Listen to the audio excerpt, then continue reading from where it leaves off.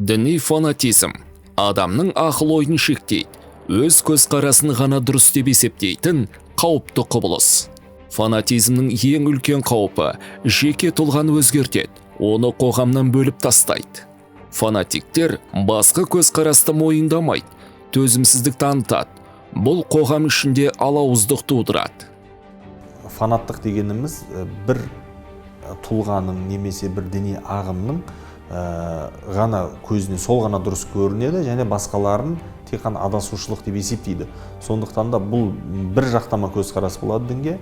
Ол бір жақтама көзқарас қоғамға кері әсерін береді. Өйткені діни фанатизм деген кезде бұл жерде тек қана бір бағыт емес қой, көп деген діни фанаттық көзқарастағы азаматтар бар. Әрбірі өзінің фанаты болғаннан кейін бір ағымның екіншісіне барып ол адасушылыққа шығарады. Ал адасушылыққа шығарғаннан кейін ол жерде конфликті, қақтығысты іс-әрекеттер болады. Немесе бір шариғаттағы, исламдағы кейбір терминдерді кәпір деу арқылы, джихадқа шақыру арқылы қоғамды дүрліктіреді. Яғни бұл бір жақтама көзқарастың негізінде қалыптасады.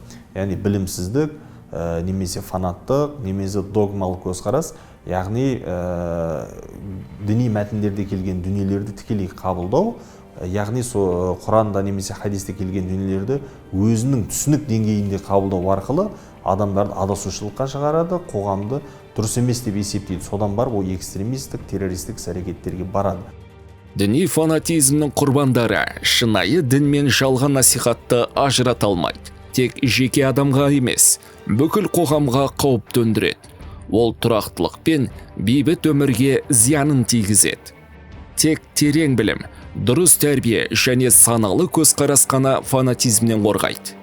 Өзіңді және жақындарыңды қорға, білім ал, ойлана біл, дұрыс жолды таңда.